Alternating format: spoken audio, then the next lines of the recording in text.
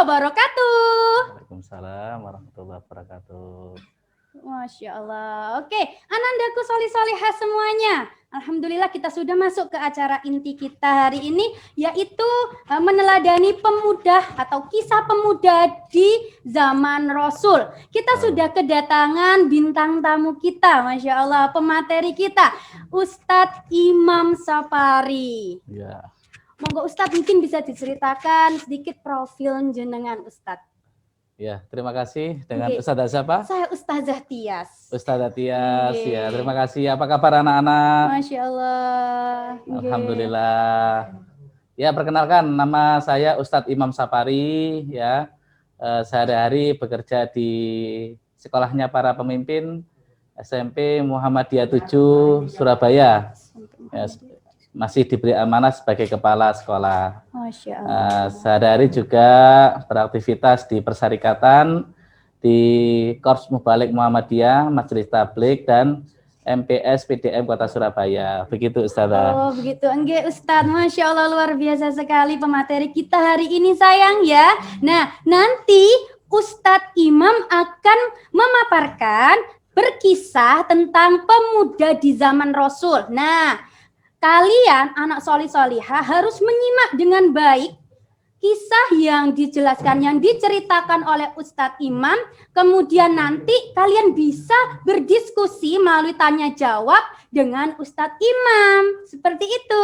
Nah, di akhir dari acara ini kalian harus mencatat, menceritakan kembali kisah yang sudah diceritakan oleh Ustadz Imam ke selembar kertas atau buku tulis. Kemudian kalian bisa kirim ke wali kelas kalian masing-masing.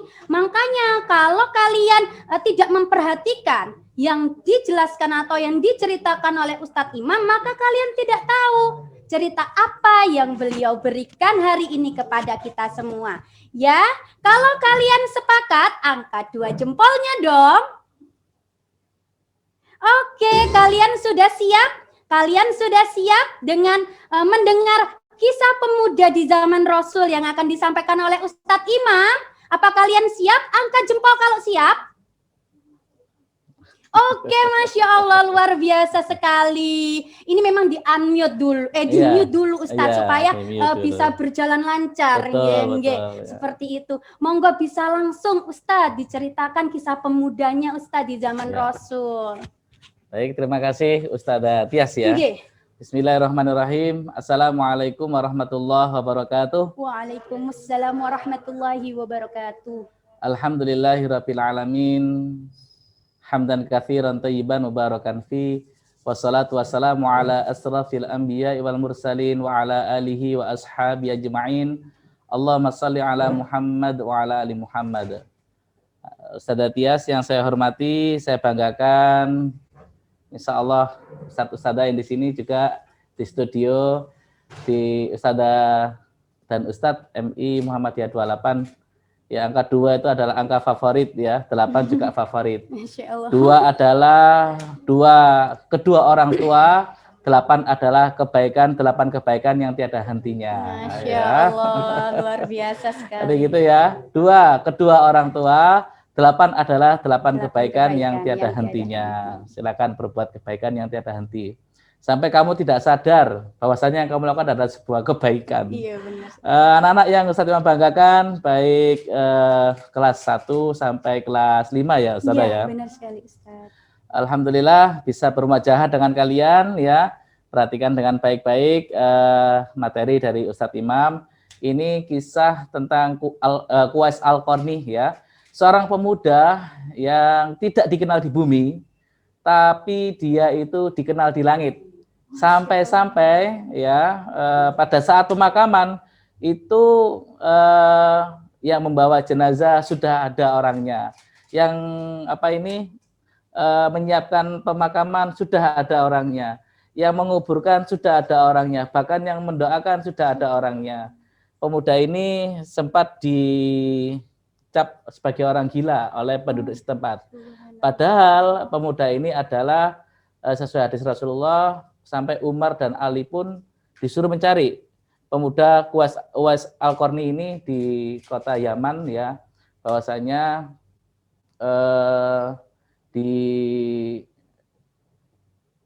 Uwais Al-Qarni itu ada doa yang dimana Ali dan Umar bin Khattab itu minta kepada Uwais Al-Qarni supaya diampuni atau dimintai istighfar.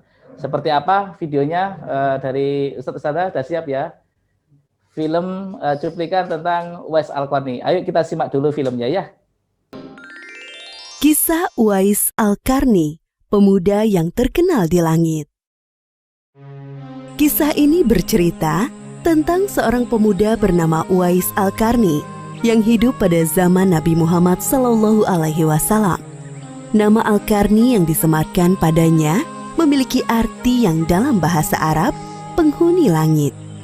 Melalui kisah ini kita akan mengetahui siapakah sosok Uwais yang namanya sangat terkenal sampai ke langit. Ternyata hal ini terjadi karena ketaatan Uwais kepada ibunya. Uwais adalah seorang pemuda yang berasal dari negeri Yaman.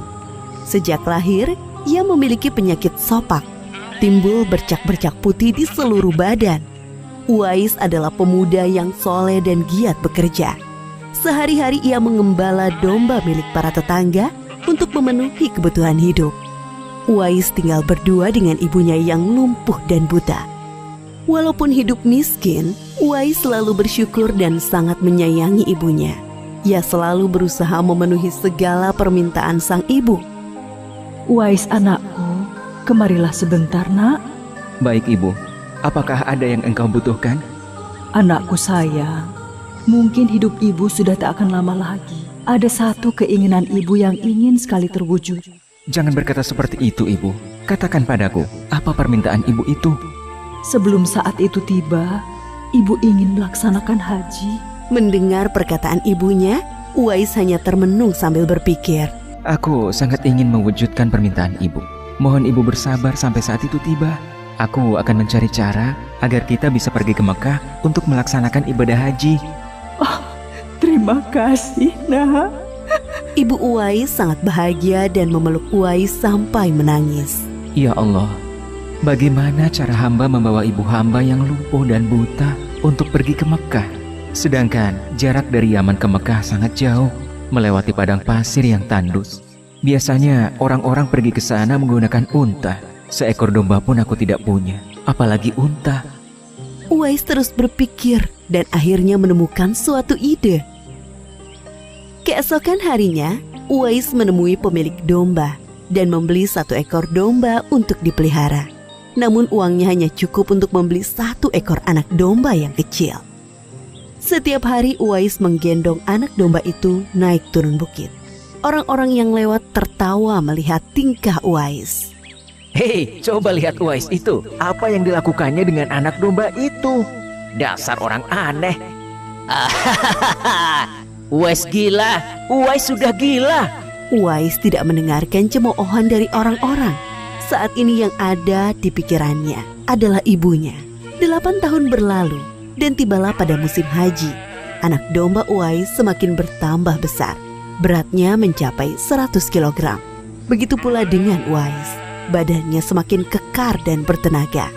Berkat latihan setiap hari, beban berat yang dipikulnya tidak terasa lagi.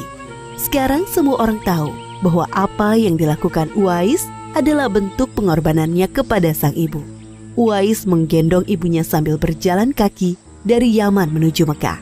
Subhanallah, alangkah besar cinta Uwais kepada ibunya itu. Sesampai di Mekah, Uwais tetap menggendong ibunya untuk bertawaf di Ka'bah. Di hadapan Ka'bah, ibu dan anak itu berdoa. Ya Allah, ampunilah semua dosa ibuku. Bagaimana dengan dosamu anakku? Dengan terampuninya dosa ibu, maka ibu akan masuk surga. Cukuplah ridho ibu yang mengantarkanku ke surga. Allah Subhanahu wa Ta'ala mendengar percakapan ibu dan anak laki-lakinya. Seketika itu penyakit sopak yang dideritanya sembuh. Hanya tertinggal 1 bulatan putih di telapak tangannya. Terima kasih ya Allah. Sekembalinya dari Mekah, Uwais meminta izin kepada ibunya untuk pergi ke Madinah. Uwais ingin sekali bertemu dengan Nabi Muhammad SAW. Dengan berat hati ibunya mengizinkan Uwais berangkat.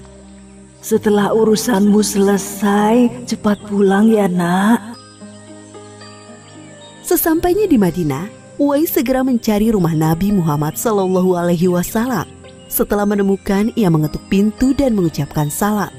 Keluarlah istri Nabi, Aisyah radhiyallahu anha, seraya membalas salamnya. Apakah saya bisa bertemu dengan Rasulullah Shallallahu Alaihi Wasallam? Maaf sekali, Nabi sedang tidak berada di rumah. Beliau sedang berperang dan tidak tahu pasti kapan kembali. Mungkin sebulan atau beberapa bulan lagi. Uwais dihadapkan pada dua pilihan, menunggu kedatangan Nabi atau segera pulang ke Yaman. Bayangan sang ibu yang tua muncul di benaknya. Baiklah kalau begitu, saya pamit. Ada seorang ibu yang tidak bisa saya tinggal lama-lama di rumah. Sampaikan salam saya kepada Rasulullah Shallallahu Alaihi Wasallam jika beliau sudah kembali dari perang. Terima kasih. Uwais kembali ke Yaman dengan perasaan haru dan sedih. Di satu sisi Uwais sangat ingin bertemu dengan Nabi Muhammad SAW. Namun di sisi lain, ia sangat mengkhawatirkan kondisi ibunya. Akhirnya ia memilih untuk segera pulang ke Yaman. Peperangan telah usai dan Nabi Muhammad SAW pulang ke Madinah. Aisyah radhiyallahu anha menceritakan perihal pemuda yang mencari beliau. Nabi mengatakan bahwa Uwais adalah pemuda yang sangat taat kepada ibunya. Karena ketaatan kepada ibunya itu, nama Uwais sangat terkenal di kalangan penduduk langit. Seperti yang tersebut dalam hadis Sahih Muslim Syarah An-Nawawi nomor 2542, dikatakan bahwa sebaik-baiknya tabi'in adalah Uwais Al-Qarni. Saat Nabi Muhammad SAW berbincang-bincang dengan Umar bin Khattab dan Ali bin Abi Thalib, beliau menceritakan tentang sosok Uwais. Apabila kalian bertemu dengan Uwais, mintalah doa dan istighfar kepadanya. Dia adalah penghuni langit. Perhatikan di telapak tangannya ada tanda berwarna putih. Dulu sejak lahir ia menderita penyakit sopak. Namun atas kesalehan dan ketaatan kepada ibunya, Allah Subhanahu wa Ta'ala menyembuhkan penyakitnya. Sampai pada akhir kematian Uwais, terjadi hal yang menggemparkan. Banyak sekali orang yang hadir mengurus pemakamannya. Orang-orang itu adalah penduduk langit yang dikirim oleh Allah Subhanahu wa Ta'ala. Subhanallah, Maha Suci Allah, sungguh mulia sosok Uwais ini. Demikianlah kisah Uwais Al-Qarni, pemuda yang namanya terkenal di langit. Karena ketaatan pada ibunya, Allah Subhanahu wa Ta'ala meninggikan derajatnya. Dalam kisah ini dapat kita ambil pelajaran berharga bahwa kita harus berbakti kepada orang tua.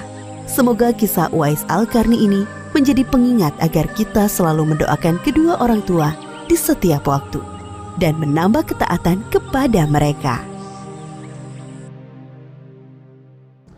Baik anak-anak sekalian, kalian sudah melihat tadi cuplikan film dari Uwais Al-Qarni, di mana di dalam film itu tadi Uwais Al-Qarni ini mempunyai seorang ibu yang sudah tua dan ibunya ini juga sakit.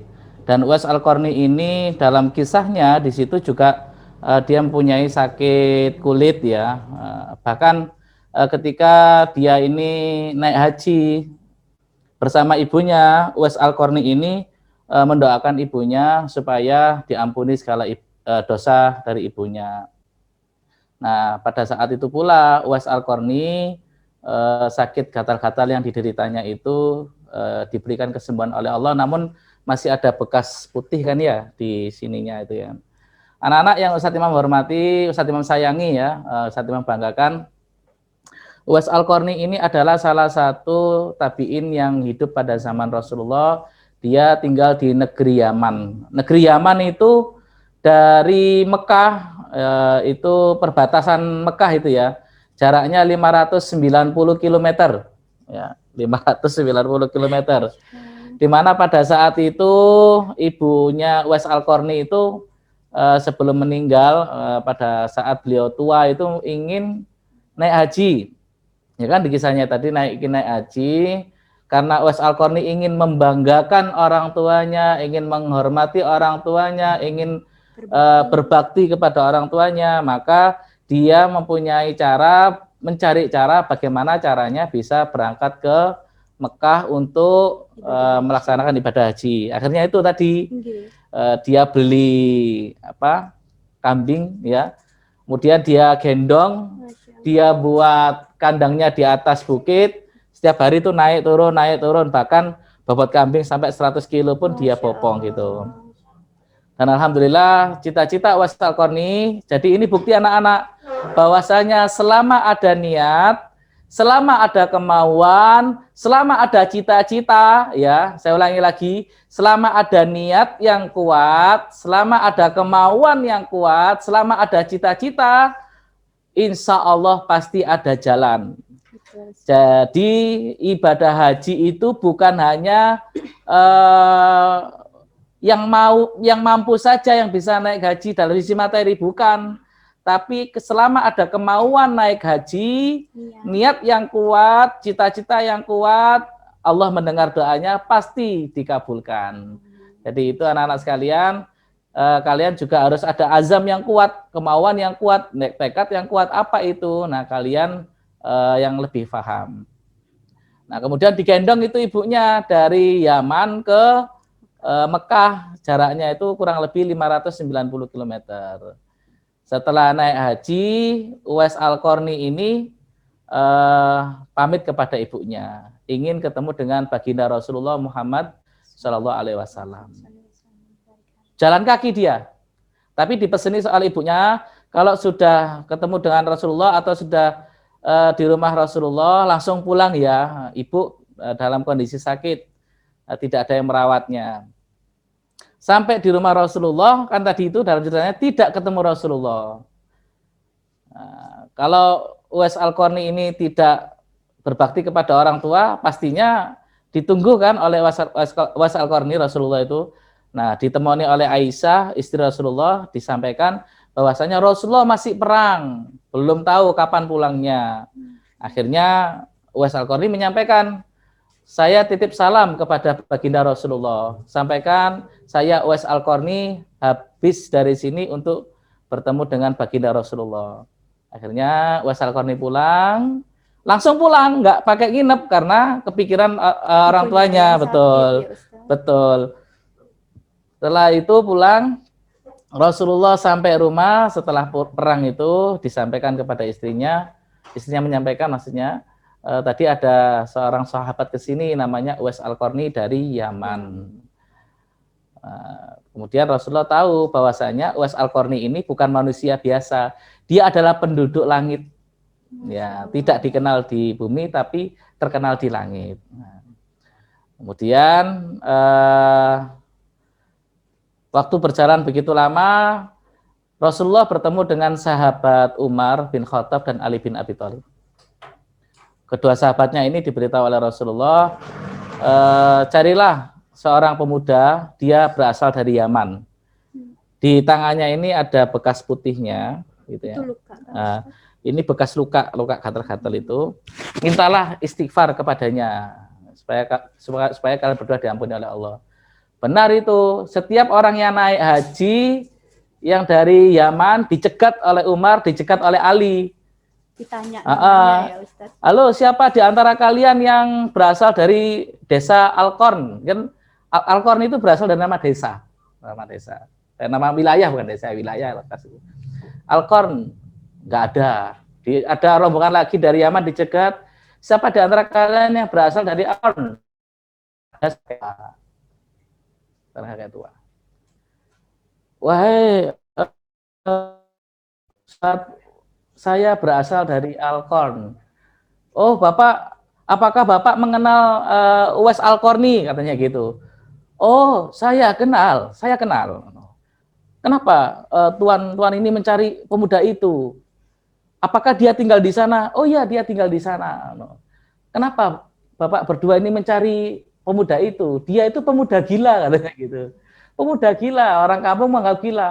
Di mana dia? Dia lagi menunggui gembala-gembala kami, katanya begitu.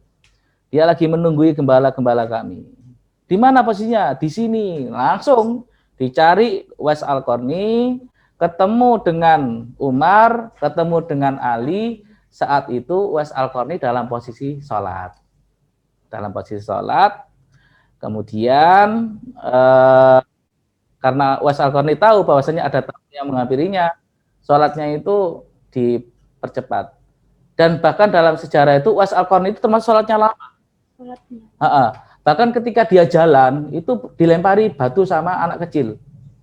Uwais Al-Qarni itu dibilang gila dan sebagainya. Dilempari batu, yang dilempari kaki. Uwais Al-Qarni Masya Allah luar biasa baiknya, bicara kepada anak-anak, wahai anak-anak, jangan melempar kaki ya, ini untuk sholat, lempar aja punggung saya, gitu ya Masya Allah. Nah, ketika ketemu dengan Umar dan Ali, Uwais Al-Qarni didekati, Uwais Al-Qarni langsung bicara seperti ini, apakah tuan berdua ini adalah sahabat Rasulullah? Dari mana engkau tahu? Aku melihat tanda putih di di tangan kalian. Aku lihat tanda putih di tangan kalian. Maksudnya bagaimana? Tangan kalian ada tanda putihnya, itu artinya kalian sering berjabat tangan dengan Rasulullah. Jadi gitu. Terus tanya, ada gerangan apa? Tuan berdua mencari saya. Tolong, wahai Uwais Al-Qarni, sesuai dengan pesan Rasulullah, kami disuruh mencari engkau dan kami diminta istighfar darimu. Akhirnya didoakan kedua sahabat itu oleh Uwais Al-Qarni.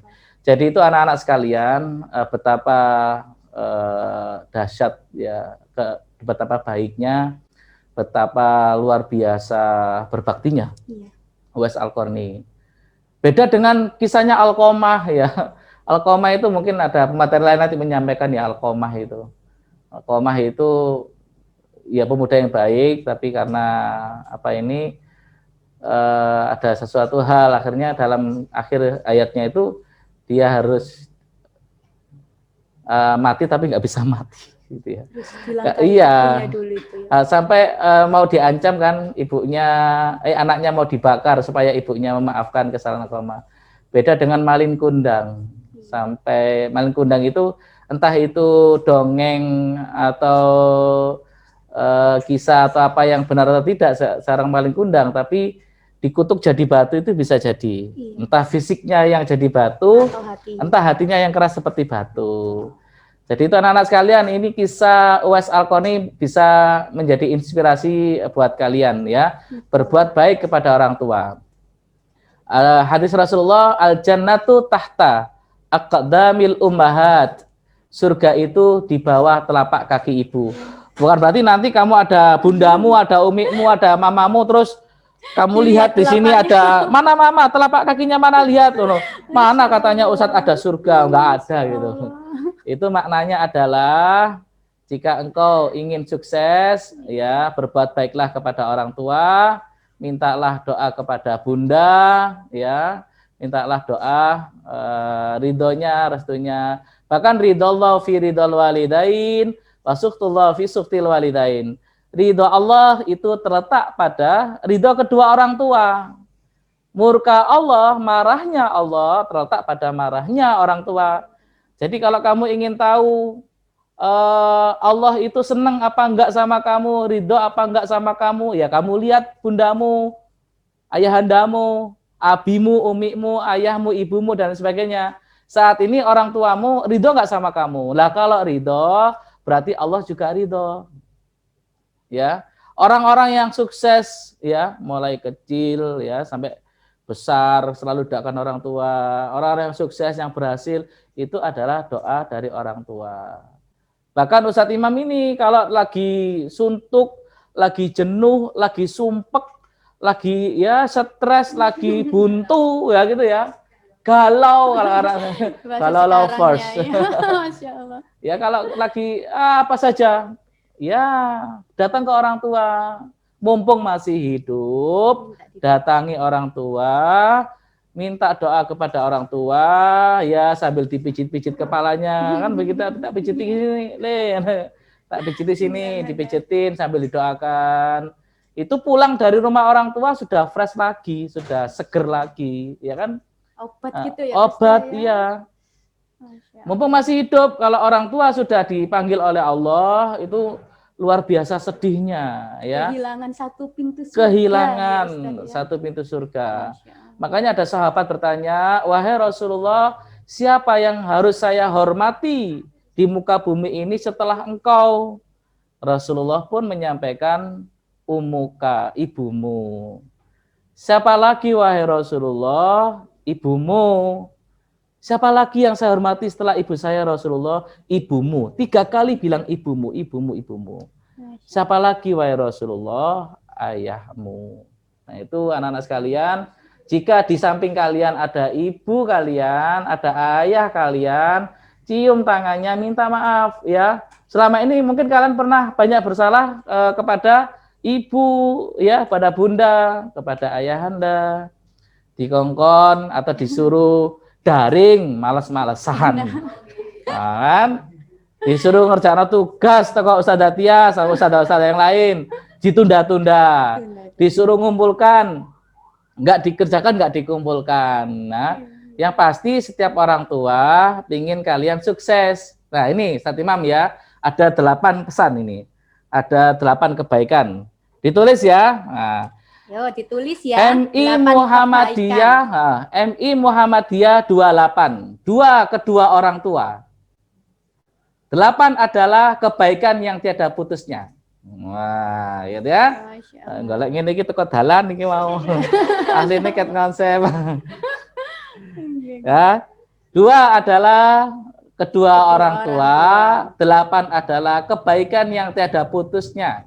Karena 8 itu adalah angka yang tiada putusnya. Dan itu mempunyai nilai ya, 8 itu. Apa yang pertama? Yang pertama adalah taat kepada kedua orang tua. Taat kepada kedua orang tua. Gak oleh ngeyelan. Nah, ya, gak oleh ngeyelan. Membantah apalagi ya. Ayo nak, HP-nya ditaruh dulu, nanti HP-an lagi. Ya sudah taruh. Ya gitu ya anak-anak sekalian ya. Taat kepada orang tua, patuh kepada ayo sudah adzan, mainannya berhenti dulu, nanti dilanjutkan. Nah, ya berhenti dulu. Itu ada tamu, tolong dibukakan pintunya. Habis makan, ayo piringnya taruh mana, ayo dikembalikan. Itu taat kepada orang tua. Itu anak-anak sekalian ya. Sudah tulis? Sudah? Sudah, jempolnya mana? Diangkat, jempolnya kalau mana? sudah, jempolnya diangkat. Oke, sekarang kita yang mantap, kedua, ya. Ustaz. Yang kedua, hormat kepada kedua orang tua. Hormat kepada kedua orang tua. Ini terkait dengan kesopanan dan kesantunan. Kalau ada orang tua duduk di bawah, kita nggak boleh di kursi. Kalau salim kepada orang tua, tangannya nggak boleh ditarik. Kita yang nunduk. Nah, coba Ustazah dipraktekkan sama Ustazah Tia sini, anak-anak biar ngerti. Ayo, nggak apa-apa, dipraktekkan ya. Nah, ini ya. Seperti ini ya. Nah, coba Ustaz ya, ditunjukkan kepada anak-anak. Nah, kalau orang tua berdiri seperti ini, coba ini sebagai anak, ini sebagai orang tua. Coba gimana kalau saling kedua tangannya begini dijemput. Nah, tangannya orang tua nggak boleh ditarik ya. Kita yang mendekat. Kalau bundanya sedang duduk gimana? Kalau bundanya sedang duduk. Nah, maka kalian harus ke bawah duduk. Nah, salim seperti ini, Bunda, Ayahanda berangkat. Nah, gitu ya. Ini contoh. Masih banyak hormat-hormat yang lain, ya, masih banyak hormat-hormat yang lain. Bertutur kata. Iya, itu hormat dalam segi sikap. Iya. Terus bertutur kata. Kalau ngomong sama orang tua nggak boleh pakai mendelik. Ya. Ngotot-ngotot apalagi. Ngotot-ngotot, belayar kok sepeda motor kenal pot sekarang istilahnya Ustaz ya. Ngegas itu ya. Ngegas. Orang tua bicara baik-baik. Nah, ayo HP-nya taruh dulu. Ini sudah jam 10 malam. Apa sih, Ma? Nggak boleh ya. Nggak boleh seperti nggak itu boleh. Ya. Itu ngegas itu namanya durhaka pada orang tua. Fala taqul lauma uff. Nah, kan gitu aja kan. Betul. Janganlah kamu berkata, maka janganlah kamu berkata, nggak boleh Bunda rek, nggak boleh bunda direk-rek gitu ya. Bunda rek, mesti bunda iki, nggak boleh Tuh, ya. yang senyum-senyum Ustaz nih, kelihatannya yang senyum-senyum ya, ini Faris yang sudah ya. mengalami nih Ustaz Faris, ya. nggak boleh ya Faris ya. Ya sudah ini, yang sudah Bunda pernah iku, ini. apa sih? Apa sih Bun? Wah, dicolok. Faris, sini nak. Mas Faris, apa sih Bun? Wah, nggak boleh ya. Nggak boleh, bentak-bentak boleh orang tua. meninggikan suara Iya, itu tidak boleh. meninggikan suara itu dari sisi kesantunan. Nanti ada 8 kesopanan, ada 8 kesantunan. Tugasnya Ustazah Tias dan Masya Allah. Ustazah yang lain ya, nanti sampaikan.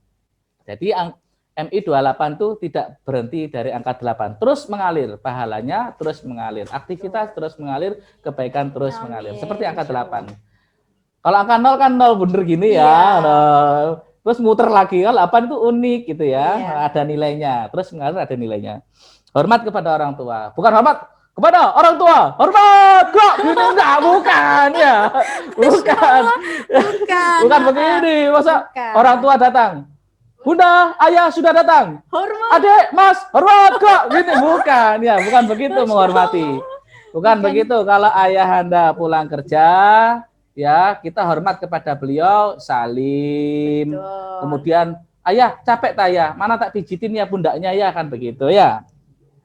Itu ya. Nah, sekarang Ada lagi yang ketiga. Yang ketiga. Yang ketiga dicatat. adalah memberikan sesuatu yang membanggakan. memberikan sesuatu yang membanggakan. Prestasi ya, prestasi.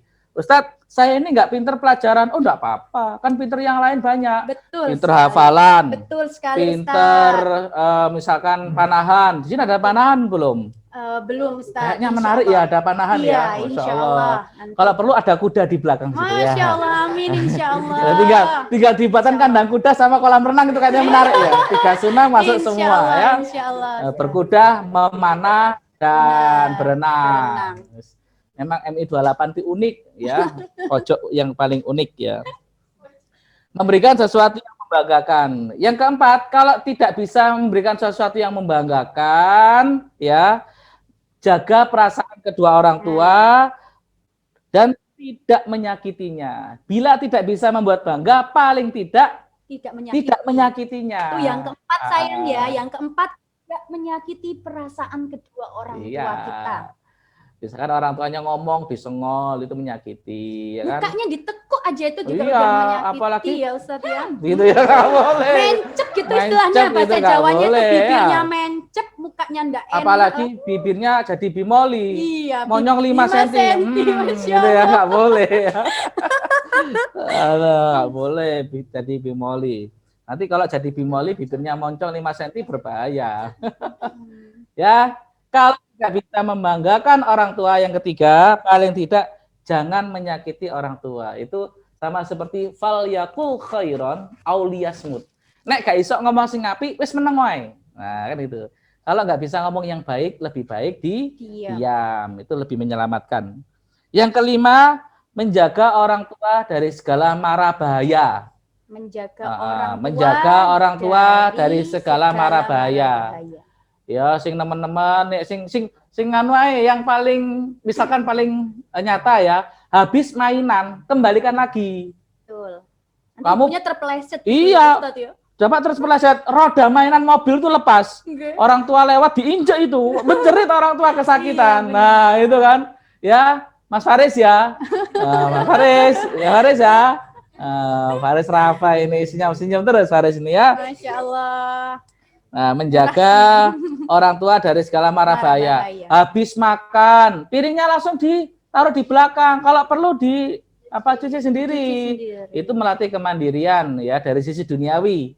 Yang dari sisi ukhrawi, kalau sudah azan ya langsung berangkat. Itu mandiri dari sisi ukhrawi. Nah, menjaga orang tua dari sisi mara bahaya. Kalau ngecas HP, habis menggunakan lampu, habis menggunakan kipas, langsung dimatikan ya. Jangan dibiarkan nanti bisa terbakar. Betul. Yang keenam adalah menjaga kehormatan keluarga. Menjaga kehormatan keluarga. Itu juga berbuat baik. Itu yang keenam. Contohnya adalah ketika kita keluar rumah. Ya, kita kalau keluar rumah, kita ini sudah membawa nama keluarga. Misalkan tadi Mas Rafa ya. Mas Rafa ini anaknya siapa Rafa ini orang tuanya misalkan. Misalkan anaknya Bapak A gitu ya. Nah, Mas Rafa ini anaknya Bapak A. Jadi Mas Rafa keluar itu membawa nama keluarga, bukan membawa nama Rafa.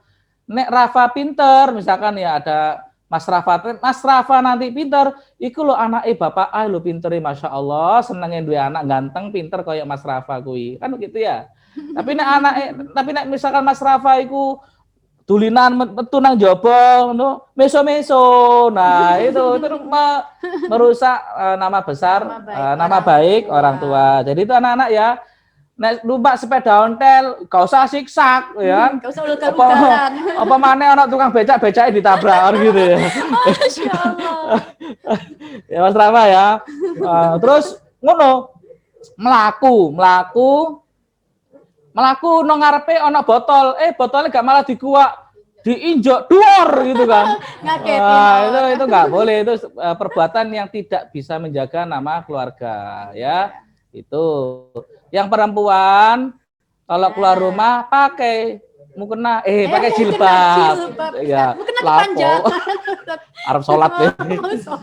Kalau keluar rumah pakai jilbab ya kan, oh iku lho anake Pak Firman pinter iku, Lydia iku anu metu lho nggih jilbab Masya Allah, wis soleha, ayu, pinter. Nah itu ya, itu pesan Ustadz Imam yang ke-6. Yang ke-7, merawat orang tua tatkala sakit atau sudah tua. Merawat orang tua yang sakit atau merawat sudah orang tua ketika sakit atau sudah tua. Ya Mas Faris tuh ada bundanya Faris, Bunda.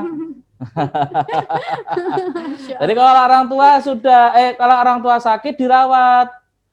Semampu kita, misalkan membantu memberikan atau mengingatkan waktunya minum obat, membantu mengambilkan air, mengambilkan pakaian, misalkan orang tuanya ingin mandi dengan air hangat, memasakkan air, orang tuanya ingin dibuatkan apa gitu, nah kita harus selagi bisa kita rawat ya. Ini menggantikan pekerjaan sementara Ustadz ya. Betul ya. Cuci piring, membersihkan rumah. Nah itu termasuk merawat orang tua tatkala sakit atau sudah tua. Jadi seorang ibu mampu menjaga 8 aja ya. 8 anaknya. Wah. Namun 8 anak belum tentu mampu menjaga seorang ibu. Kan begitu. Itu ya Mas, Mbak, adik-adik sekalian. Iya. Dan yang terakhir, yang nomor 8, jangan lupa yang paling penting, doa anak solih. Doa anak solih. Mendoakan orang tua ya. Allahumma gfirli wali walidayya warhamhuma kama rabbayani shaghira. Ya Allah, ampunilah dosaku dan dosa kedua orang tuaku. Sayangilah mereka berdua sebagaimana mereka menyayangi aku di waktu aku kecil. Minta ampun diri sendiri, minta ampun kepada orang tua. Kalau kita minta ampun untuk orang tua, maka otomatis kita minta ampun untuk diri sendiri. Doakan orang tua, terus doakan orang tua. Dan anak-anak sekalian, yang orang tuanya sudah dipanggil oleh Allah, jangan bersedih, doakan. Bila mana amalnya orang tua itu masih kurang, maka amalnya terus ngalir.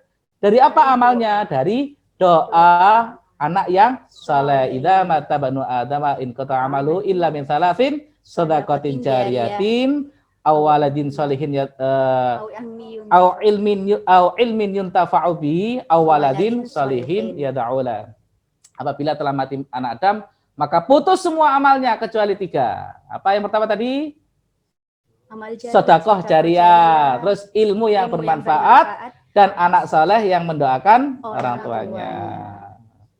Dan paling akhir ada 7 pesan dari Ustadz Imam, Kepala SMP Muhammadiyah 7 buat kalian. Yang pertama adalah taatlah kepada Allah dan Rasulnya. Ya, apapun pekerjaan kalian itu taat. Yang kedua adalah berbuat baiklah, jangan berhenti berbuat baik. Iya. Ya, jangan berhenti berbuat baik. Terus berbuat baik. Jangan pamrih. Iya, meskipun kecil. Jangan pamrih, jangan minta pujian, jangan minta balasan. Ya, berbuat baik terus. Kemudian hormati orang tua, ya. Yang keempat, bercita-citalah. Bercita-citalah, ya. Mas Asmi, ya. Mas Asmi bercita-citalah. Wah. Apa cita-citamu, Nak? Aku ingin menjadi seorang direktur. Wah. Masya Allah. Tapi yang hafid Quran nggak ecek-ecek. Nah, misalkan begitu ya. Bener banget. Nah, direktur itu akeh, tapi direktur sing hafid Quran itu Masya Allah. Masih jarang, Ustaz. Iya. Masih jarang. Aku ingin jadi kepala sekolah. Wah, keren. Tapi yang hafid Quran. Wah, Masya beda. Allah, beda. Nah, aku ingin menjadi peternak, misalkan peternak sapi, peternak kambing, boleh. Tapi yang hafid Quran. Mas Rafa, cita-citanya apa ya, Mas Rafa ya? Masya Allah, Mas Rafa. Pilot kayaknya ini ya. Nah, itu bercita-citalah. Terus beramallah tanpa henti, ya, beramal dan beribadah tanpa henti. Terus belajar, ya, anak-anak belajar terus ya, dimanapun kalian berada, terus belajar. Dan yang terakhir tadi yang ketujuh, berdoa kepada Allah. Ya, di mana doa yang paling kuat dan mudah dikabulkan oleh Allah? Sepertiga malam terakhir, waktu sholat tahajud. Itu salah satu kunci dari 7 seorang pemimpin, calon pemimpin, sholat tahajud. Terus dikerucutkan lagi, mana waktu yang paling mustajabah? Waktu sahar. Waktu sahar itu orang bilang waktu sahur. Nah, itu sekitar 30 menit sebelum azan subuh. Itu kita berdoa kepada Allah. Apa saja? Berdoanya berbisik ke bumi, suaranya terdengar sampai langit. Betul. Saya pikir itu ya, banyak kayaknya ya. Masya Allah. ini yang ikut masih bertahan enggak ini? Masya Allah. Oke.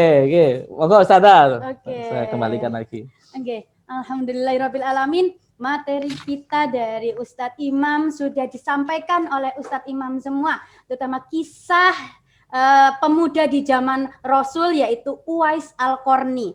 Di sini Ustazah simpulkan bahwa Uwais Al-Qarni adalah pemuda pilihan di zaman Rasul yang Allah pilih, tidak terdengar namanya di bumi tapi terkenal, famous ya, di langit, di kalangan malaikat. Masya Allah, malaikat loh ya yang mengenal Uwais Al-Qarni. Karena apa? Kalau kalian menyimak videonya pasti sudah tahu. Karena baktinya kepada ibundanya yang sudah tua. Ya, baktinya luar biasa. Tidak pernah membantah ibunya sama sekali. Nah, apa zaman sekarang bisa jadi Uwais Al-Qarni, Ustazah? Bisa banget ya, bisa Ustaz banget, ya. Bisa banget. Malah kunci sukses seorang anak nanti adalah berbakti kepada orang tua. Nah, kunci suksesnya itu dunia akhirat. Berbakti kepada orang tua dunia akhirat. Jika orang tua kalian ridho, maka Allah akan ridho juga. Ya, jadi kalian tidak perlu malu, harus selalu minta doa kepada kedua orang tua kalian, terutama ibu. Makanya ketika mama, bunda atau ibu kalian meminta tolong ataupun menyuruh kalian untuk kebaikan, maka kalian harus segera laksanakan, tidak perlu menunda lagi. Karena apa? Ketika orang tua kalian menyuruh, disitulah ridho Allah ada. Betul. Ya Ustadz ya, di situ ridho Allah ada, langsung ditangkap, dikejar, diambil.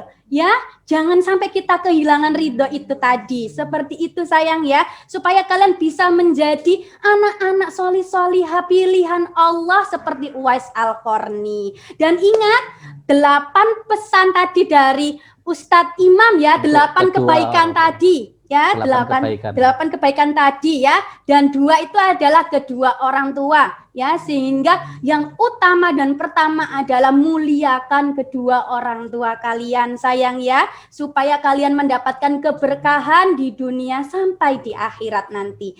Oke, sepertinya kita sudah masuk ke sesi tanya jawab Ustadz ya, berdiskusi ini anak-anak sepertinya sudah excited, tidak sabar lagi untuk bisa berdiskusi dan bercengkrama dengan panjenengan Ustadz ya.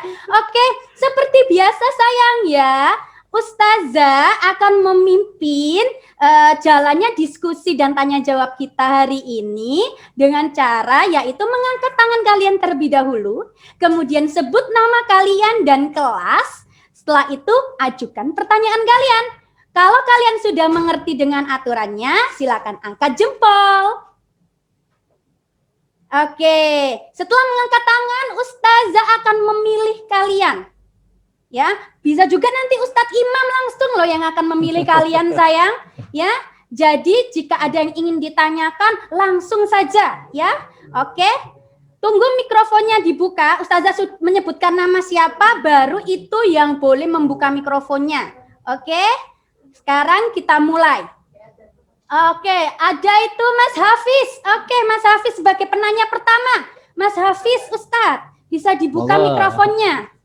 Silakan Hafiz, Muhammad Hafiz, Ustadz. Nah, ya Mas Hafiz, mikrofonnya dibuka sayang, gambar mic-nya nak. Oke, silakan tanya, sebut nama, kelas, dan pertanyaannya. Nama saya Hafiz. Nama saya Hafiz dari kelas Babu Bakar. Dari kelas Abu Bakar. Us, Ya. kalau mau di surga itu tangganya apa, Us? Apa sayang? Gimana sayang? Kalau mau ke surga? Kalau mau masuk surga itu tangganya pakai apa, Us? Oh, tangganya pakai apa Ustaz? Kalau masuk ke surga, Masya Allah, luar biasa Mas Hafiz ya. Mungkin di surga nanti ada tangga, bisa nanti membantu ya. Saling membantu untuk bisa naik tangga masuk surga bareng-bareng. Oke, akan langsung dijawab sama Ustaz Imam. Monggo Ustaz. Ya Allah. Tangganya masuk surga itu apa Ustaz? Iya, Fit, kelas berapa, Fit? Kelas Mas Hafid, 2. Mas Hafid kelas 2. Abu. Nah, pertanyaan yang polos tapi susah dijawab. Masya Allah, luar biasa pertanyaan. Ya, tangga surga.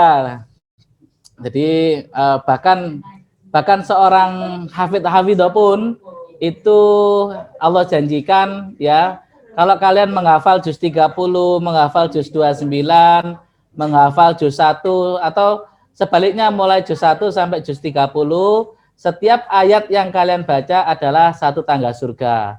Sampai di mana kalian berhenti membaca ayat itu, hafalan kalian sampai mana, disitulah letak surga kalian. Kalian masuk bersama orang tua kalian, istri atau suami, anak, keluarga yang amanu wa amilus salihat. Jadi tidak disebutkan tangganya terbuat dari apa ya, tangganya seperti apa. Ustaz Imam juga nggak tahu, nggak pernah membaca referensi tangganya itu seperti apa dan dari apa. Tapi ada angka spesial lagi ya, satu angka spesial yaitu angka 7 ya, 7 tingkatan surga, 7 tingkatan neraka, 7 lapis langit, 7 lapis bumi, 7 anak Rasulullah, 7 surat Al-Fatihah ya ayatnya, 7 hari dalam satu pekan dan lain sebagainya. Yaitu ya tangga surga, 7 tingkatan tangga surga, 7 tingkatan surga, dan di situ tidak ada tangganya terbuat dari apa dan seperti apa ya Mas ya. Tidak ada keterangannya Ustaz ya. Kalian hafal Quran ya, hafalkan Quran, nanti diberi mahkota sama Allah. Masya Allah. Dan dijaga sama Allah. Para penghafal Quran hidupnya di dunia dan di akhirat dijamin oleh Allah. Inna nahnu nazzalna dzikra wa inna lahu lahafidun. Sesungguhnya kamilah yang telah menurunkan Al-Quran dan kami pula yang akan menjaganya. Menjaga Al-Quran dan menjaga para penghafal Quran, penjaga Quran. Makanya namanya hafid, hafidhah. Hafid itu penjaga, hafidhah laki-laki, hafidhah itu penjaga perempuannya, dijaga apa? Al-Quran hafalannya. Jadi kalian semua anak-anakku dari MI Muhammadiyah 28, kalian juga nanti kelak harus menjadi hafid, hafidhah. Amin ya Rabbal Alamin. Ada yang 1 juz, ada yang 2 juz.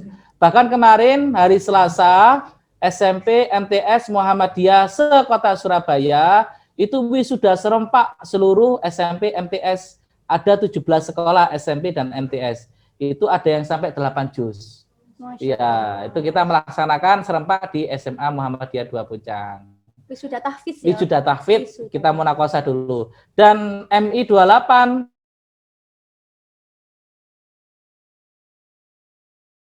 Quran. Amin. Ya, MI 28 Insya Allah, ini. Insya Allah. Ya. Insya Itu ya Mas Hafid ya tadi? Iya, Mas Hafid. Oh, namanya Benar, kok pas ya? sesuai, Masya Ustaz, ya. Allah, Sesuai Hafid. Ustaz ya. Sesuai. Masya Allah, Fit. Kamu Hafid. insya Allah jadi ulama besar nanti, Mas. Amin, barakallah, amin, insya Allah, insya Allah. Oke, terjawab ya Mas Hafiz. Jadi tangganya itu tidak dijelaskan sayang ya, bentuknya dari apa, seperti apa, terbuat dari apa, tidak. Tapi tangga ke surga adalah amal yang kalian lakukan ketika di dunia, ya sayang ya. Nah, oke. Untuk penanya yang kedua, Ustazah buka untuk perempuan dong. Oke. Mbak Hikmah, Mbak Iza, sama Mbak Naura. Ini nama 3 orang dalam satu frame ya. Oke, silakan dibuka sayang. Siapa ini yang mau bertanya? Mewakili saja satu orang. Oke Mbak Hikmah, silakan sayang. Silakan nak. Oh Mbak Iza. Oke Mbak Iza, silakan sebut nama, kelas, pertanyaanmu. Namanya Iza, terus kelas 5. Kelas 5 Zubair bin Awam. Iya. Oke, pertanyaannya sayang. Kalau iman kita sedikit tapi kita berbakti kepada orang tua, dapat pahala atau masuk surga Ustazah? Nah, itu Ustaz. Kalau kita imannya sedikit tapi kita berbakti kepada orang tua, kita itu dapat pahala dan surga atau tidak Ustaz? Iya. Nah, oke, terima kasih pertanyaan yang bagus saya. Dari siapa tadi? Dari Iza. Iza kelas 5. Kelas 5. Masya Allah. Sudah hafal berapa juz, nak? Sudah hafal Iza. berapa juz Mbak Iza? Mana Mbak Iza tadi? Ya, oke. Iza. Nah, sudah hafal berapa juz Nak? Nggak tahu. Tahu. Meskipun pandemi ya, meskipun daring, meskipun virtual, kalian harus tetap setor hafalan ke guru hafidnya, tahfidnya, atau ke wali kelas masing-masing ya nak ya. Terus ya, pandemi jangan menjadi penghalang kita untuk lebih berprestasi. Baik, saya jawab pertanyaan Mbak Iza kelas 5 ya. Kalau iman sedikit tapi berbakti kepada orang tua. Loh, berbakti kepada orang tua itu imannya nggak sedikit loh. Gimana sih? Ayo. Kan ridha Allah fi ridhal walidain wa sukhtullah fi sukhtil walidain ya. Ridha Allah itu ridhonya orang tua. Marahnya Allah, murkanya Allah adalah murkanya orang tua. Jadi meskipun iman sedikit ya, nanti kan ada yaumul hisab, yaumul mizan, yang hisab itu dihitung semua amalnya, dihitung semua dosanya, ditimbang di yaumul mizan. Berat mana amal, apa dosanya. Kalau berat amalnya melewati siratal mustaqim langsung masuk ke surga. Tapi kalau berat dosanya ya harus dimasukkan neraka dulu ya. Sama seperti Iza masuk ke kelas, Iza disuruh keluar sama Ustadz atau Ustadzah. Anak-anak kita belajar di luar ya, tapi ingat bajunya nggak boleh kotor ya, nggak boleh kotor. Hati-hati karena di sana banyak rintangan dan hambatan. Tugasnya adalah baju nggak boleh kotor, harus bersih. Sama seperti Allah, kita diciptakan di dunia jangan sampai ada dosa. Hati harus bersih. Nah kemudian Iza keluar, ayo yang bajunya bersih saya cek dulu. Oke, boleh masuk lagi. Nah ini masih kotor, ayo dicuci dulu sana. Nah gitu ya, seperti itu. Jadi kalau ada sedikit iman masih tetap masuk surga. Namun harus dicuci dulu di neraka ya. Nggak mau kan? Bahkan siksa neraka yang paling ringan itu kalau kita nginjak lantai neraka itu otak terbakar. Subhanallah. Ya, ngeri kan ya? Ngeri. Jadi nginjak lantainya atau batunya neraka itu otak bisa terbakar. Itu yang paling ringan. Bahkan yang neraka jahanam itu batu kalau dijatuhkan ke neraka jahanam itu ratusan tahun baru kita baru tahu waktu nyampe ke dasar neraka. Jadi anak-anak sekalian, pesan Ustadz Imam tadi ya, banyaklah berbuat baik. Ada 7 pesan tadi kan. Yang pertama adalah taat kepada Allah dan Rasulnya. Yang kedua berbuat baik. Jadi itu kalau sudah berbakti kepada orang tua itu imannya nggak sedikit dok. Itu imannya itu besar, banyak. Karena anak sekarang itu gara-gara HP orang tua dinomorduakan. Betul sekali. Gara-gara HP orang tua bicara nggak didengarkan. Gara-gara HP orang tua memanggil diabaikan. Ya. Gara-gara HP harusnya belajar jadi bermain. Gara-gara HP harusnya keluar jalan-jalan jadi di rumah saja bermain. Ya, meskipun pandemi kalian tetap jaga kesehatan, berolahraga ya kan. Nah, kemudian terus gerak, jangan makan tidur HP-an. Makan tidur HP-an. Makan tidur HP-an. Nanti keluar masuk ke sekolah bajunya nggak cukup semua. Ya, gemuk ya, gemol. Nah, jangan ya. Nanti ntar lagi masuk bulan suci Ramadan. Betul. Ini kesempatan kalian beserta orang tua dan guru untuk saling mentarbiyah. Nah, nanti tarbiyahnya seperti apa? Nanti manut sama ustadz-ustadzah yang ada di sekolah. Nanti program tarbiyah di bulan Ramadan. Mumpung Ramadan ya, anak-anak Iya. itu cocok untuk ditarbiyah.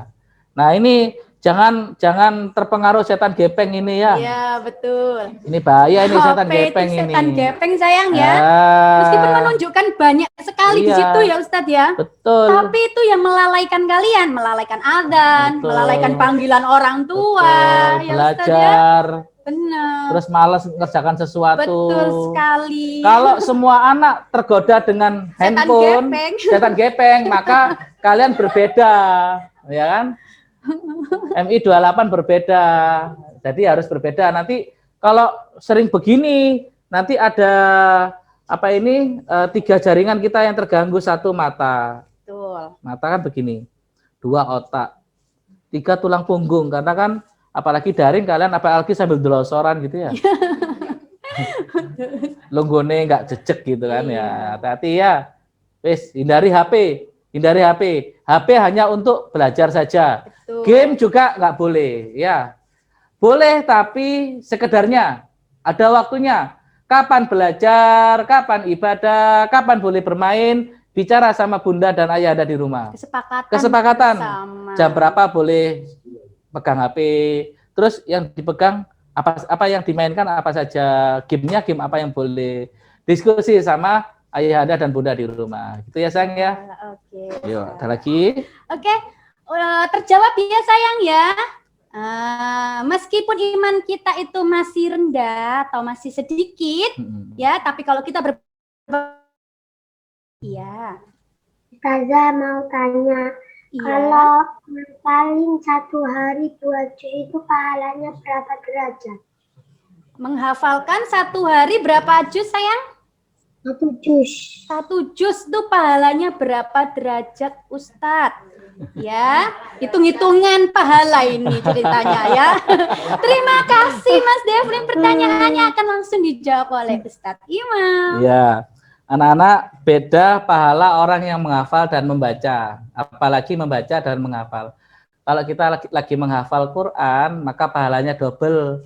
Pahala membaca sama pahala menghafal. 1 huruf itu bisa 10 kebaikan. Masya Allah. Jadi tinggal dikalikan berapa huruf ya, berapa huruf ya Mas Devlin ya. Iya. Nah itu banyak, 1 juz apalagi, Masya Allah ya. Sudah. Bukan Lipat-lipat. alif 1, lam 1, mim 1, bukan. Tapi alif bisa 10 kebaikan, lam bisa 10 kebaikan, mim bisa 10 kebaikan. Hitung saja ya. Apalagi Ramadan ya kan. Iya benar Banyak sekali. sekali pahala berlipat. Berlipat-lipat. Nah, apalagi setiap mau melakukan sesuatu aktivitas itu berzikir kepada Allah, berdoa. Misal, nah, berzikir dan berdoa itu merupakan salah satu juga ciri seorang pemimpin. Sebenarnya ada 7 pembiasaan seorang pemimpin ya. Nanti kalau kita ada waktu lagi, nanti kita diskusi 7 pembiasaan seorang pemimpin dan membentuk pribadi seorang pemimpin. Apa itu berzikir setiap saat? Jadi di motor, di sepeda zikir ya kan? Itu doa ketika naik motor. Zikirnya bebas. Hasbunallah wa ni'mal wakil, ni'mal maula wa ni'man nasir, atau astaghfirullahaladzim, astaghfirullah, subhanallah, walhamdulillah, wa la ilaha illallah, Allahu akbar. Mau masuk kamar kecil, doa. Keluar kamar kecil, doa. Bangun tidur, doa. Belum tidur, doa. Melibatkan Allah selalu. Melibatkan Allah. Nah, disitulah Allah akan mengirimkan para malaikat untuk menjaga kita. Kalau kita ingat sama Allah, Allah pasti ingat sama kita. Mau belajar berdoa, bahkan mau apa ya? Mau nonton TV pun berdoa bismillahirrahmanirrahim. Nyalakan. Jadi aktivitas dunia bisa bernilai akhirat. Mau minum bismillah. Kan begitu? Ya, mau makan bismillah. Allahumma barik lana fima razaqtana wa qina adzabannar bismillah. Nah, mau ketika ini Ustaz ya belajar lihat YouTube gitu ya Ustaz. Mau lihat YouTube bismillah. Nanti diarahkan nonton yang baik-baik ya Betul, Ustaz nonton ya. yang baik-baik. Diarahkan nonton yang baik-baik. Gak tulinan game online wae. Nonton film kartun. Allah sendiri yang arahkan ya Ustaz ya. Gitu. Nonton yang baik-baik. Jadi para setan-setan di dunia maya itu biar tidak ikut masuk ya di YouTube kita. Betul sekali. Jadi anak ya, jadi menghafal Quran itu misalkan juz 30. Amma yatasaalun, diulang lagi. Amma yatasaalun, amma yatasaalun, amma yatasaalun. Itu terus. Nah, itu kan berapa kali diulang. Nah, Masya Allah. Banyak sekali kebaikan. Ya, banyak sekali kebaikan. Oke. Sudah terjawab ya Mas Devlin ya. Jadi ketika kalian menghafalkan, niat menghafal Al-Quran, niat saja sudah berpahala. Ya. Nah, pahala orang membaca dan orang menghafal itu berbeda. Ya. Jadi kalau menghafal kalian dapat membaca juga, pahala membaca. Nah, pahala menghafal dapat lagi, jadi double. Nah, ada lagi niatkan menghafal. Membaca sambil memahami maknanya. Oh, Masya Allah. Terjemahnya dibaca. Betul, gitu. Ya. Betul sekali. Luar biasa. Luar biasa. Oke, baik. Kita buka berapa penanya lagi nih kira-kira ya, Ustadz? Oke. Oke. Oke, kita sudah buka 3 ya. Kita sudah buka 3, kurang 6 penanya lagi. Kurang 5, 8 saja. 8 saja Ustadz. Oke, 8 saja ya. Kita 8. kurang 5. Baik, cewek lagi ya. Anak solihah lagi. Jadi cewek cowok seperti itu ya, selang-seling ya. Baiklah. Oke, Mbak Kaisyafa. Ustazah buka ya. Silakan dibuka mikrofonnya sayang. Sebut nama, kelas dan pertanyaanmu.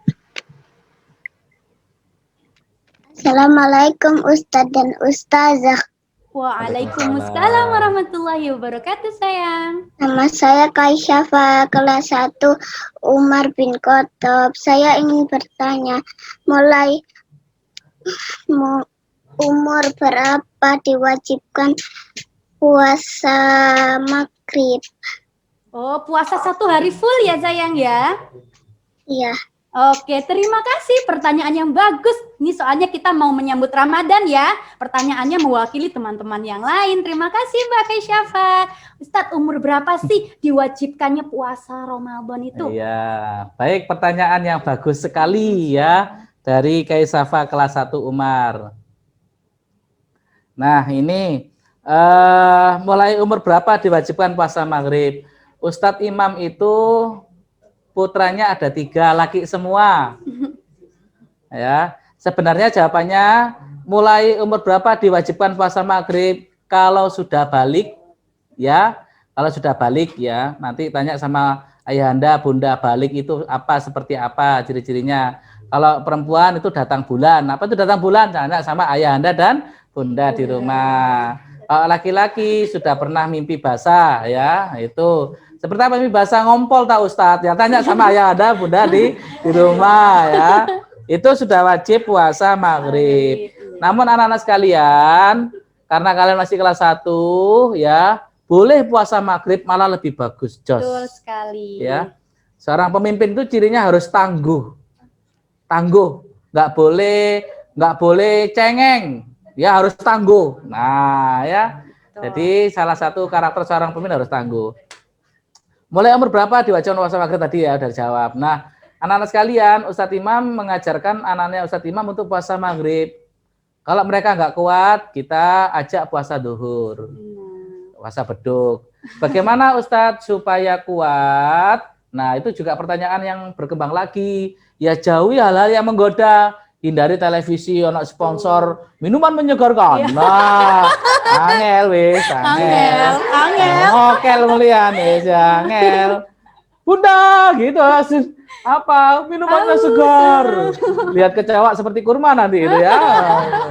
Masya Allah. Ya, hindari tonton ya. Aktivitas apa? Kalau nggak kuat tidur saja. Nah, pertama yang terpenting itu adalah kuat itu di niat ya. Putranya Ustadz Imam alhamdulillah TK sudah mulai belajar puasa maghrib ya. Kelas 1 sudah biasa, kalau orang lain kelas 1 dibangga-banggakan lewat statusnya di medsos. Alhamdulillah anak saya gitu ya. Kalau Ustadz Imam nggak perlu ya, sudah terbiasa puasa maghrib. Nah supaya kuat, satu keluarga harus puasa semua. Betul. Mencontohkan terlebih dahulu. Bahkan bunda pun kalau nggak puasa makanya harus sembunyi itu ya. Iya. Nggak boleh kelihatan ketika bunda sedang libur ya Ustadz ya. Libur. Oh, puasa ada liburnya Ustadz. Gimana sih Ustadz? Tanya sama ayah Anda dan bunda di rumah. Ya gitu ya. Jadi mulai kapan ya tadi diwajibkan. Mulai sekarang kita harus belajar puasa maghrib untuk yang kelas 1. Kelas 2 juga belajar puasa maghrib. Kalau menurut saya itu ya, kalau kelas 3, 4, 5, 6 harus sudah mulai belajar puasa maghrib. Dan ingat, menaikkan imun salah satunya adalah berpuasa. Berpuasa itu menaikkan imun. Ya, menaikkan imun, menaikkan iman supaya aman. Ya. Itu ya, ada lagi? Oke, terjawab ya Mbak Kaisyafa ya. Jadi puasa sampai maghrib, puasa sehari penuh itu usianya ketika sudah balik. Kalau perempuan kira-kira sekitar usia 9 tahun. Ya, 9 tahun. Laki-laki perempuan sekitar usia 9 tahun, 10 tahun itu kalau dari segi usia ya. Nah, segi usia itu bisa diketahui kan dari kedokterannya, dari ilmunya. Kira-kira baliknya perempuan dan laki-laki itu ya sekitar usia 9 sampai 10 tahun itu mulai bisa harus puasa full ya Ustadz ya. Seperti itu. Oke, untuk pertanyaan saya tambahin lagi. Ya, Ustadz. Ahli puasa itu masuk pintu surga namanya Ar-Rayyan. Masya Allah. Jadi kalau ingin masuk surga sebagai ahli puasa, masuk surga sebagai ahli puasa, salah satunya adalah berpuasa tadi untuk masuk pintu Ar-Rayyan. Masya Allah, pintu surga banyak sekali pintu memang surga Ustadz ada 7 ya. Oke, untuk penanya yang ke-5 ya ini ya. Untuk penanya yang ke-5, oke. Ya, tadi ke-5. sudah cewek, sekarang cowok Ustazah pilih. Oke, Mas Rangga ini baru muncul ini Mas Rangga ini ya, baru kelihatan ya. Oke. Mas Rangga mau bertanya, silakan sebut nama dan kelas. Ya, oke. Masya Allah. Oke. Oke, silakan Mas Rangga. Oke, sebut nama, kelas dan pertanyaanmu. Ya. Nama saya Rangga dari kelas Pajain bin Tasdik. Berapa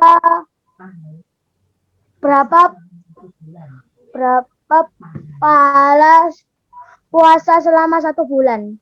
Berapa pahala selama 1 bulan, Ustadz? Terima kasih Mas Rangga pertanyaannya. Oke, sekarang sebentar lagi akan perempuan yang Ustazah pilih ya. Oke, ya anak-anak kalau tanya pahala jangan tanya berapa ya. Ustaz Imam nggak bisa ngitung ya. Betul sekali ya. Ya pahalanya pokoknya ya ayyuhalladzina amanu kutiba alaikumusyamu kama kutiba alal ladzina min qablikum la'allakum tattaqun ya. Jadi jelas puasa itu adalah untuk menuju pribadi yang bertakwa. Kalian kalau tahu ini ya bicara pahala ya, bicara pahala. Kalian nanti bayangkan seperti ini. Kalian tahu ular ya? Ulat. Tahu ya? Nah, ular itu kan jijik kan? Ya Ustazah ya? Iya. Nah, ini kan ular, ulat ayam. Kalau ular itu kalau puasa habis makan itu dia bertapa. Akhirnya kulitnya itu melungsungi. Iya. Tapi dia tetap namanya ular. Jadi makanya kalau orang berpuasa itu jangan makan minum nggak ibadah sama sekali. Nanti kayak ular nanti makan minum. Sama juga ayam. Ayam itu kalau bertelur dia mengerami telurnya sampai telurnya menetas. Dia kan berpuasa nggak makan. Tapi ya gitu setelah dia anaknya netes, telurnya netes maksudnya ya. Jadi anak tambah kereng itu ayam itu. Anaknya dideketin itu dipatok kalian pasti, dikejar kalau perlu ya. Nah ada puasa hewan Allah yang puasa itu ulat. Jadi ulat itu hewan yang menjijikkan, ular ya ular. Jadi hewan yang gila nih dari Jawa ya. Tapi dia makan kemudian dia berpuasa 21 hari ya. Nah setelah itu dia jadi kepompong. Ingat kepompong.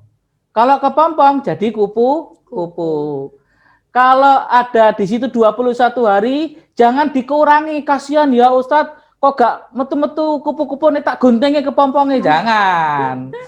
Ya puasa itu 1 bulan penuh di bulan Ramadan, ya 1 bulan, jangan dikurangi. Ustadz aku tak diskon 29 hari, nah 28 hari, 27 hari, nggak boleh. Nanti kayak kepompong yang belum waktunya keluar kupu-kupunya digunting duluan, nanti tidak sempurna menjadi kupu-kupu, sayapnya tidak kuat lagi kan begitu. Sama seperti kita, kalau 1 bulan penuh di bulan Ramadan, entah 30, entah berapa hari gitu ya. Ya sudah ya itu. Ya. Nah, nanti akhirnya kan dari hewan ulat yang begitu menjijikkan, dia berubah menjadi kupu-kupu yang begitu diidam-idamkan, terutama sama Ustazah Tias, ya kan? Kaum Hawa itu suka sama kupu-kupu. Warnanya yang indah, dia bisa terbang, ya kan? Yang dihina menjadi dipuji. Namanya saja beda. Namanya bukan ulat lagi, namanya sudah menjadi kupu-kupu. Sama seperti kita, ya ayyuhalladzina amanu, orang beriman, masih mukmin, la'allakum tatakun, derajatnya menjadi orang yang bertakwa, dari mukmin menjadi muttaqin. Kan begitu kan? Aja mukmin maneh, kalau kenaikan lah enggak kelas. Ya, mukmin menjadi muttaqin. Gitu anak-anak.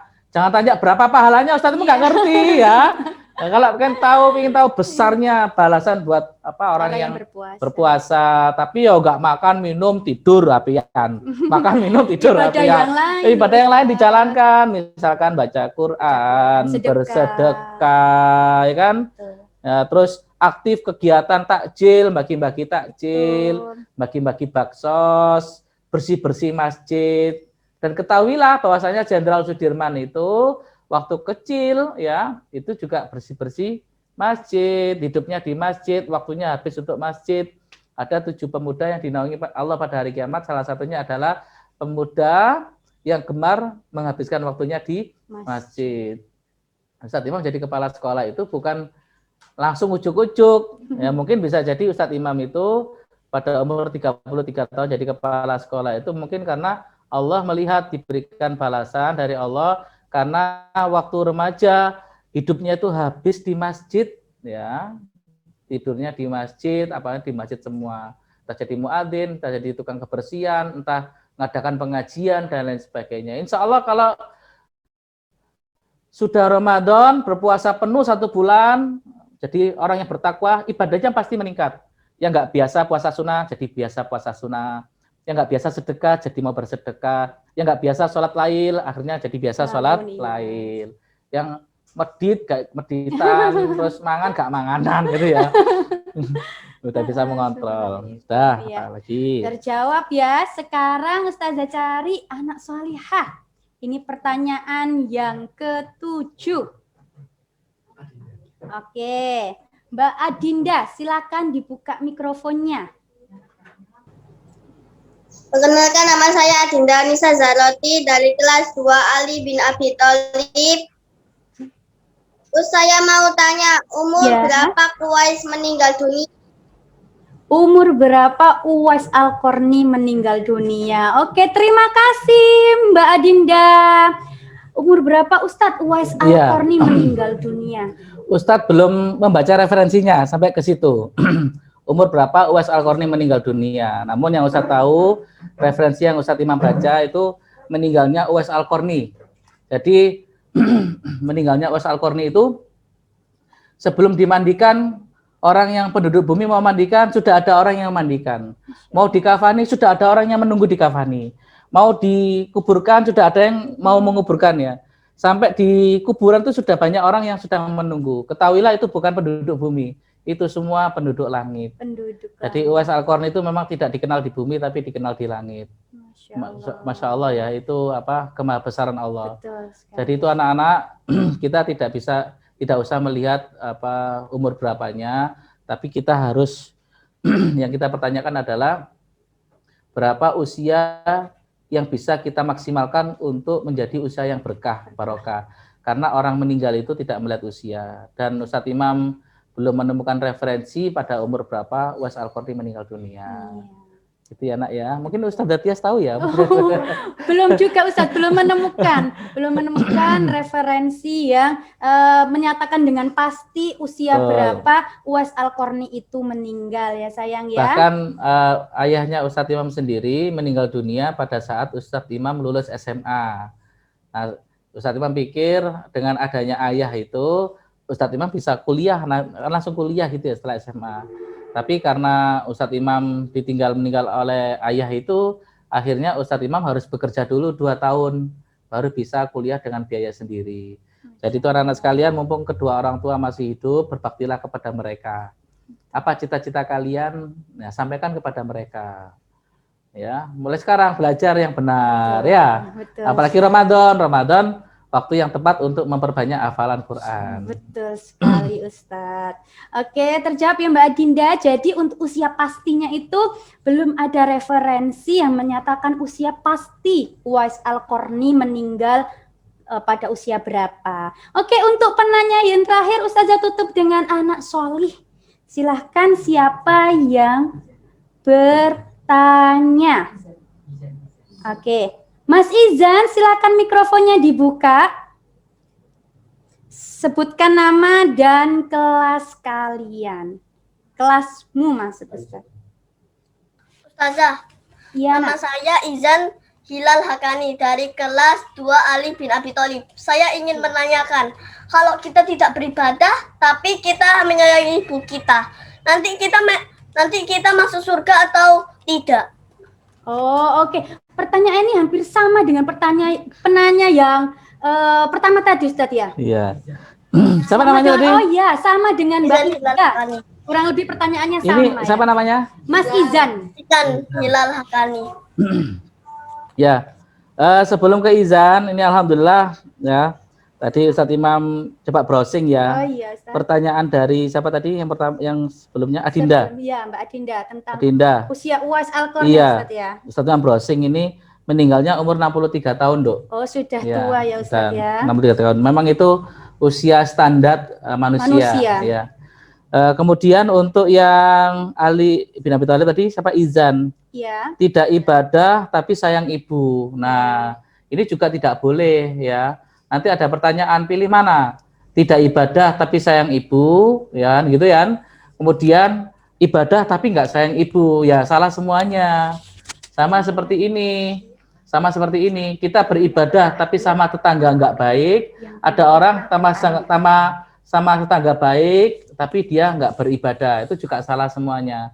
Yang baik yang mana? Ya beribadah yang sayang ibu. Kalau kalian sayang kepada ibu kalian, sayang itu dalam bentuk beribadah. Kenapa? Kedua orang tua kita itu akan dimintai pertanggungjawaban oleh Allah. Kedua orang tua kita itu akan dimintai pertanggungjawaban oleh Allah. Kayak ini siapa? Izan. Bundanya ditanya sama Allah nanti, wahai bunda, gimana ini Izan ini kok nggak ibadah? Nah itu gimana? Nah didiknya seperti apa? Apa ditinggali kerja terus? Apa ditinggali WA-an terus? Kan begitu ya. Nah jadi kalau sayang sama bunda, kalau sayang sama ibu, sayang sama orang tua, maka salah satunya adalah beribadah. Ingat anak-anak, kuncinya adalah cinta, ya. Sama Uwais Al-Qarni tadi kuncinya adalah cinta. Apa itu cinta? Cinta kepada Allah, cinta kepada Rasulullah, cinta kepada orang tua. Segala sesuatu itu harus diawali dari cinta. Cinta kepada pekerjaan, cinta kepada istri, cinta kepada suami, cinta kepada anak. Itu cinta. Dan cinta itu adalah fitrah manusia, tidak boleh dicampur dengan hawa nafsu. Ya, cinta adalah sesuatu yang fitrah, suci.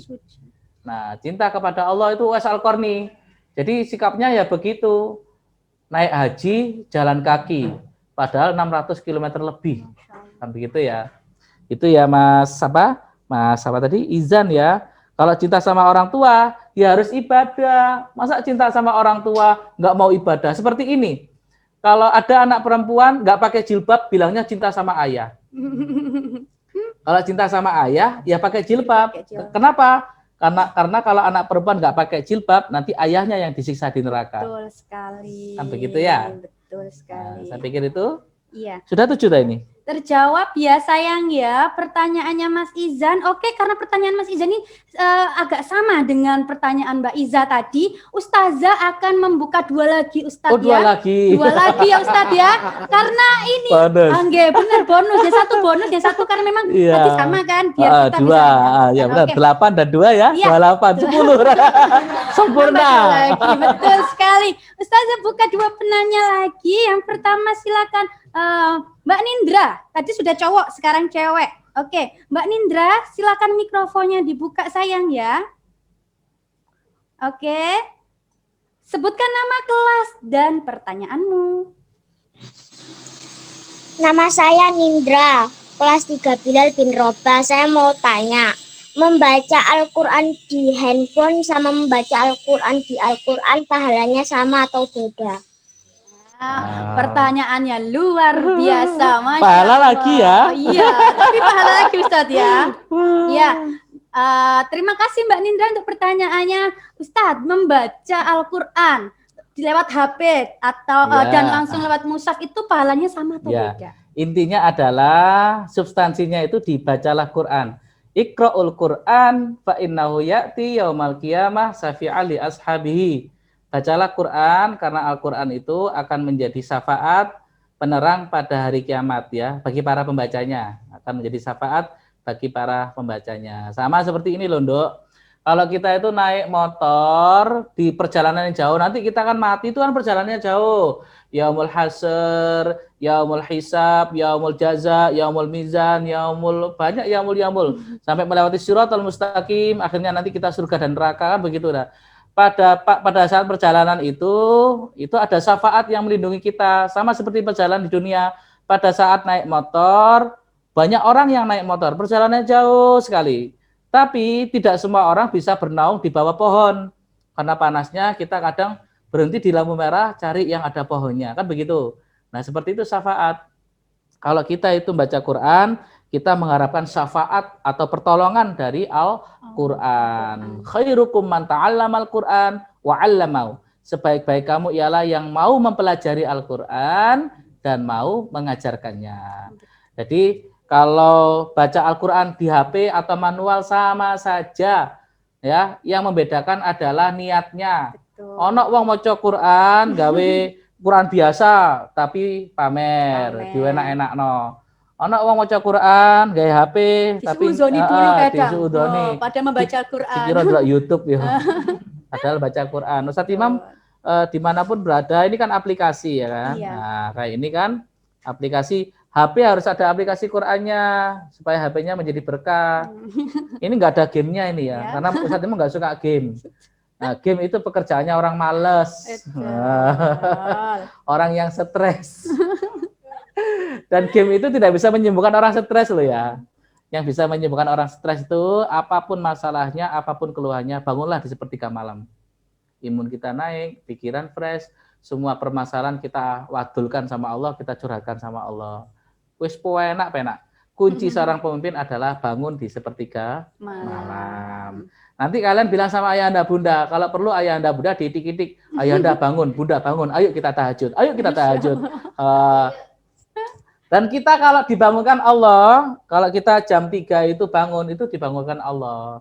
Nah kalau sudah dibangunkan Allah, ya tahajud, jangan tidur lagi. Bener Ustadz. Kadang delok WA turu maneh. Bener itu. Nah, itu artinya kita dibangunkan Allah, itu kita dipilih Allah untuk bangun di sepertiga malam. Sepertiga malam. Ustadz, apakah harus 11 rakaat? Tidak harus, boleh 2 dulu latihan. 2 rakaat tambah 1 witir, terus dinaikkan lagi 4 rakaat. Sebenarnya istiqomah, ya istiqomah terus. Nanti nambah-nambah sendiri. Gitu ya anak-anak sekalian ya. Sama saja yang membedakan adalah niatnya. Ya.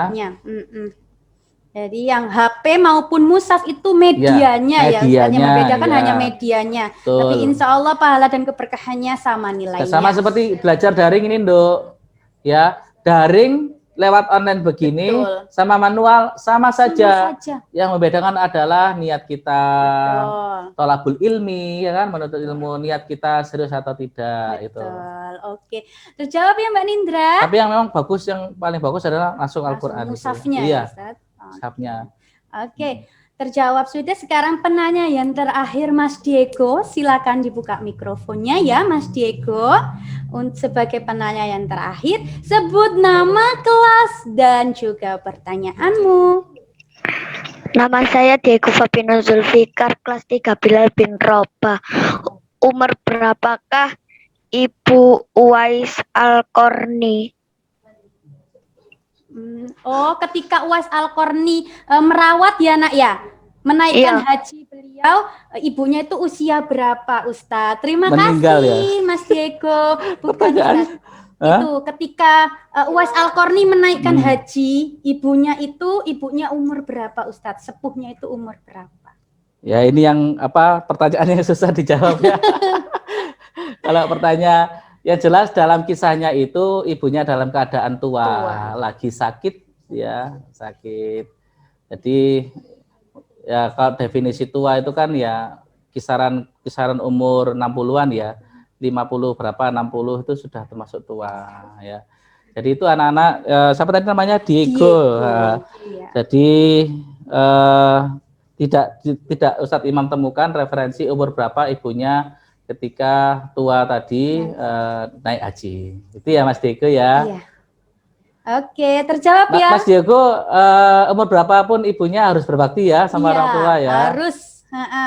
Tidak boleh membantah ya. Harus patuh kepada orang tua. Oke, alhamdulillahirabbil alamin. Sesi diskusi kita telah selesai.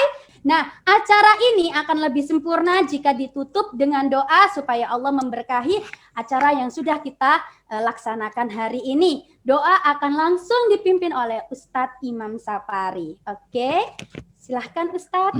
Baik, anak-anak sekalian, kalian duduk yang baik dulu ya. Duduk yang tenang, sikap berdoa ya. Kita berdoa kepada Allah, bermunajat kepada Allah. Ustadz Imam di studio MI 28 dan kalian berada di rumah masing-masing. Ya kita mohon ampun dulu kepada Allah. Astaghfirullahaladzim. Astaghfirullahaladzim. Astaghfirullahaladzim. Tangannya diangkat. A'udzu billahi minasyaitonir rajim. Bismillahirrahmanirrahim.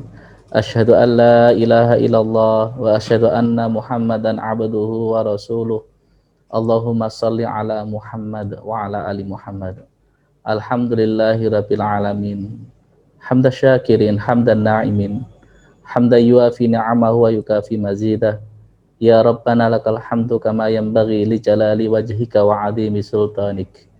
Rabbi auzi'ni an ashkura ni'mataka allati an'amta 'alayya wa 'ala walidayya wa an a'mala salihan tardahu wa adkhilni bi rahmatika fi ibadika salihin. Allahumma ighfir lana wa liwalidayna warhamhuma kama rabbayana shighara. Allahumma inna nas'alukal huda wat tuqa wal afafa wal ghina. Allahumma aghnina bil ilmi wa zayyina bil hilmi wa akrimna bit taqwa wa jammilna bil afiyah. Ya Allah ya Rabb, penguasa alam semesta, Engkaulah yang menentukan segala takdir. Engkaulah yang menuliskan nasib baik dan buruk setiap hamba-Mu, setiap makhluk-Mu. Ya Allah yang Maha Pengampun, ampunilah segala dosa-dosa kami ya Allah. Dosa orang tua kami, dosa guru kami. Berkailah hidup kami ya Allah. Berilah kami selalu hidayah-Mu, bimbingan-Mu, petunjuk-Mu ya Allah. Ya Allah, ya Rahman, ya Rahim, karuniakanlah kesehatan kepada kami. Jadikanlah kami generasi yang cerdas, generasi yang salih-salihah, generasi pemimpin Qur'ani yang cerdas dan berprestasi.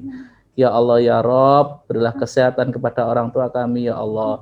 Jadikanlah kami hamba-hamba-Mu yang berbakti kepada orang tua dan kepada guru kami. Ya Allah, limpahkanlah kesehatan kepada orang tua dan guru kami. Ya Rahman, ya Rahim, berikanlah keberkahan-Mu kepada kami semua, ya Allah.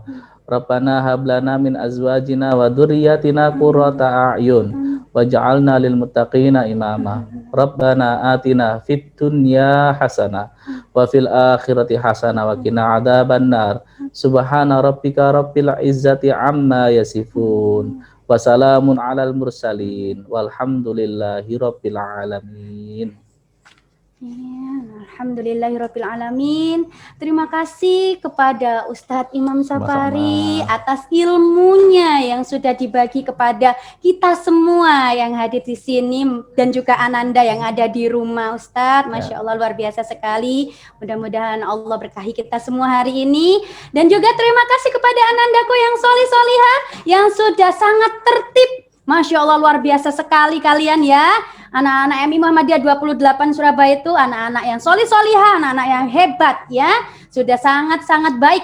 Dari rangkaian acara hari Senin sampai hari ini, acara PLS kita, KTS kita secara virtual learning ini kalian laksanakan dengan sangat baik, Masya Allah. Mudah-mudahan kegiatan kita seperti ini akan terus bisa berjalan, insya Allah sayang ya. Oke, itu dari Ustazah Tias. Baiklah anak-anakku sekalian, acara sudah selesai, Ustazah akan tutup. Mohon maaf kalau Ustazah ada salah kata. Ustazah akhiri, Ustadz Imam juga undur diri. Wassalamualaikum warahmatullahi wabarakatuh. Waalaikumsalam warahmatullahi wabarakatuh. Bye anak hebat.